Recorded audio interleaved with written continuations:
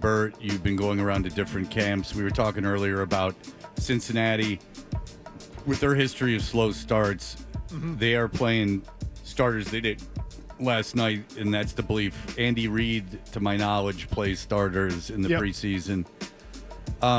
Where do you think Vrabel's going to go? And as you go around to different camps, I know Aaron Glenn's playing his starters. What are the theories around camps as to what the advantages and disadvantages aside from injury? Well, I mean, part of it's like the amount of work you're getting in. So, like, the Chiefs don't play starters because Andy Reid doesn't believe in doing joint practices. So, and the reason Andy Reid doesn't want to do joint practices is because I think the main reason is he doesn't want other people seeing what he's doing. Like, he doesn't want to give another team insight into the way that they practice, the way that they scheme, all of that different stuff.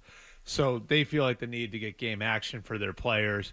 The teams that do more joint practices generally use those as a replacement for the games, which I think it's become more and more prevalent because you can control it more. You can generate situations, you can generate scenarios, you can generate matchups, you can work with the other coach to get everything that you want, and you can also control the injury situation to a certain degree as well, like where if you have a guy that you maybe wouldn't feel comfortable putting in a game situation because of where he is physically, you can manage it a little bit in the joint practice setting. So I think that this is like a way of I mean, and here's the other thing too, is in the joint practices, you're not putting anything out there.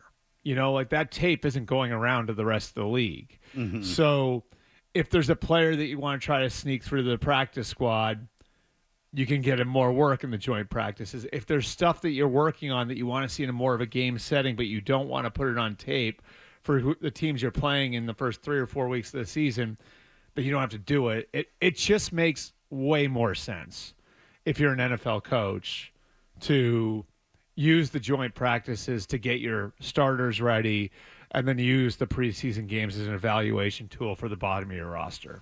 Okay.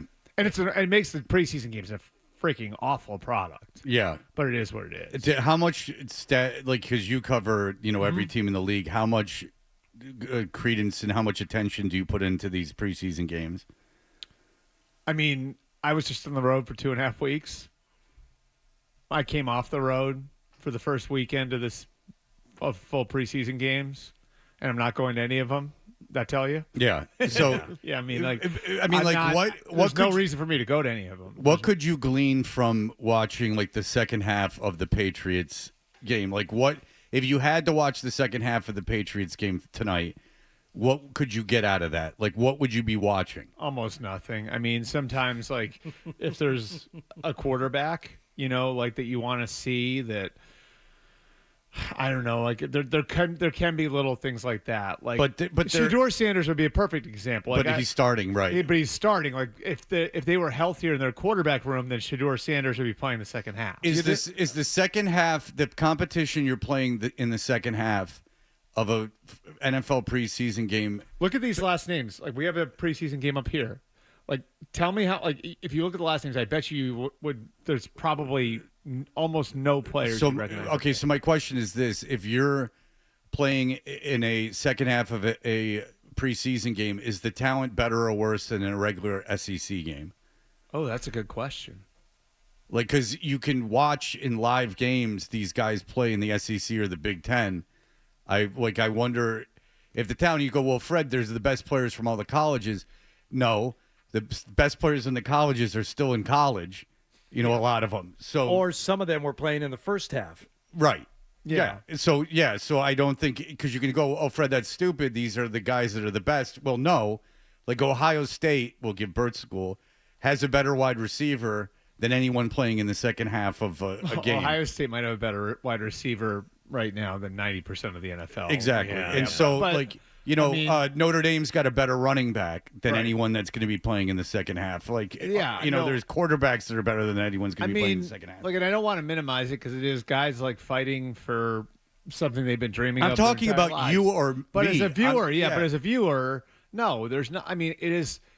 It's an evaluation tool for the coaches, right? And for the scouts, they are, and this is like one of the craziest things about this time of year is the amount of guys there are to evaluate. Like if you're a pro scouting department, the amount of guys that there are that won't make teams that you have to evaluate just so you might put a waiver claim on them, like at the end of August.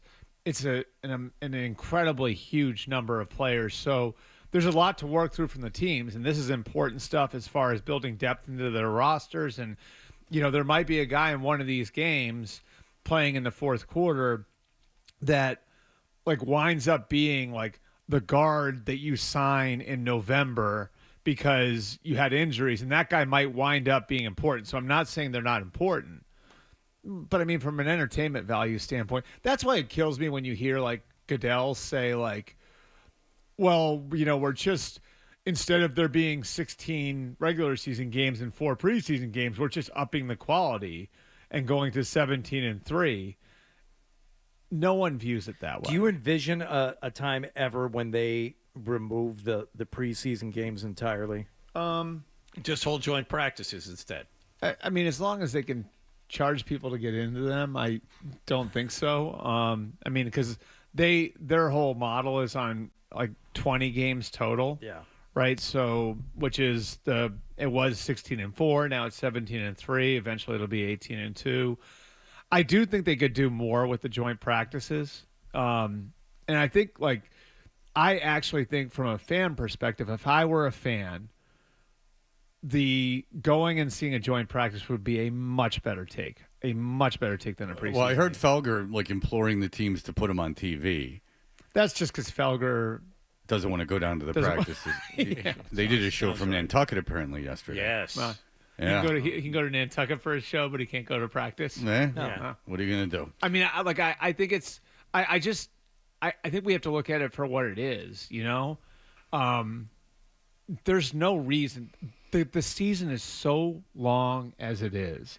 17 games is a lot, and so the idea that you're going to put extra miles on any veteran player in one of those games is like, why would you do that? Right. Like, look at the way that the Rams are handling Matthew Stafford right now. He was on an epidural, by the way. Yeah, yeah. I mean, don't see and now a lot they're of saying that. that he's coming back, but like, just think of an epidural. That's an IV into your spine. Like they access your. It's a not it.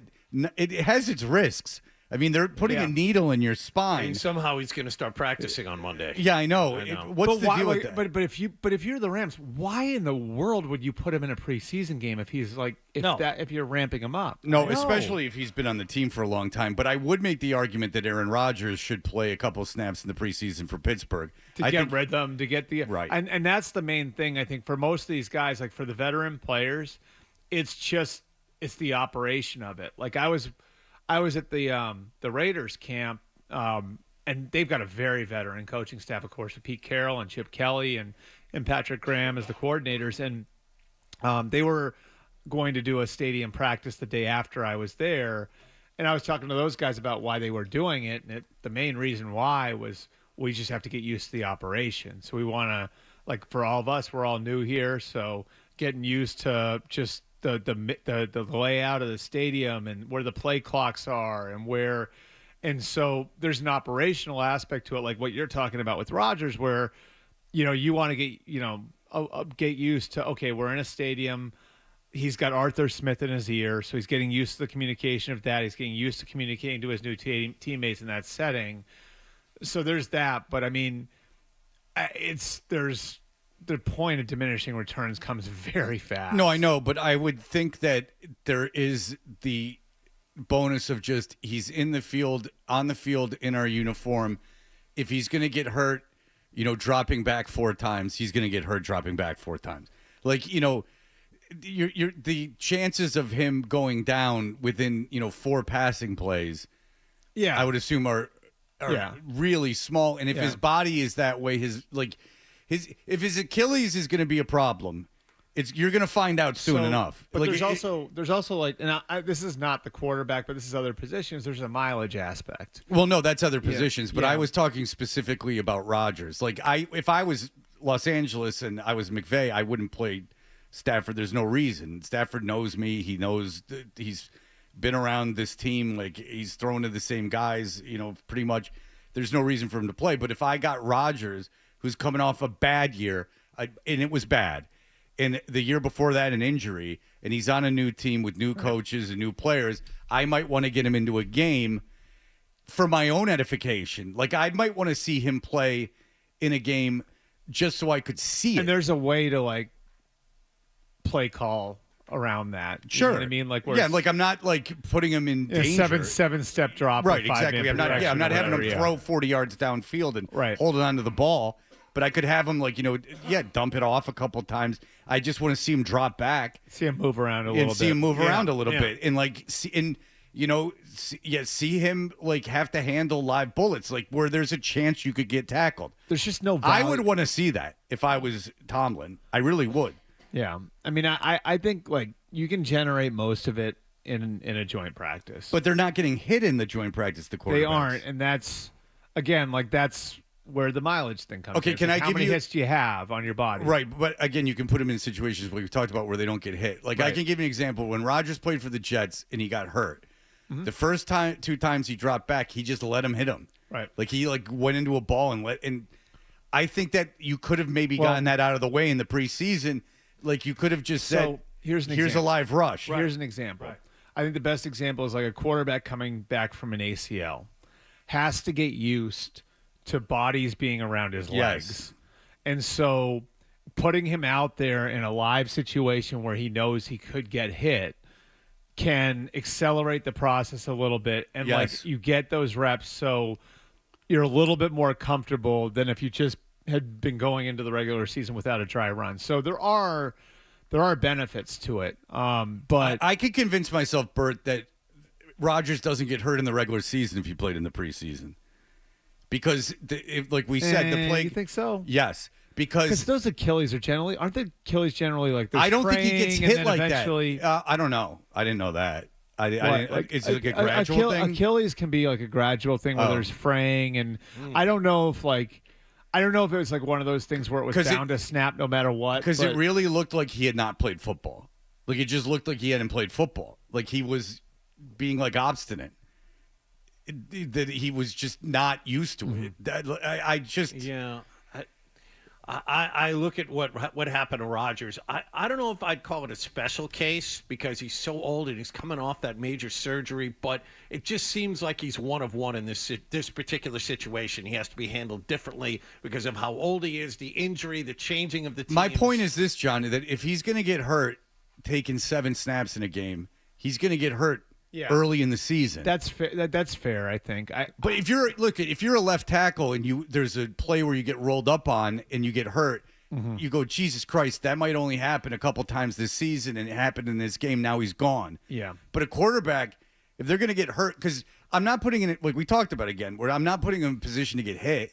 I'm going to put him in a position where he's getting rid of the ball fast. Yeah. I really just want that danger of being hit there, and. If by some miracle someone nicks him and he goes down and hurts himself, then I'm guessing that was going to happen. So I remember this this thing Jerome Bettis did before he retired, like his last year. And it was a really honest conversation he had with somebody. I might have been Chris Collinsworth, whoever it was, somebody on TV. And it was about how, as he got older, the point of the week where he felt okay again kept backing up. So when he was young, it was like I would play on Sunday and I'd feel okay on Monday or Tuesday, and then it's Wednesday, and then it's Thursday. And like he said, this is the very end. He was like now he's like Saturday, I still have to pick myself up to try to get myself ready to play.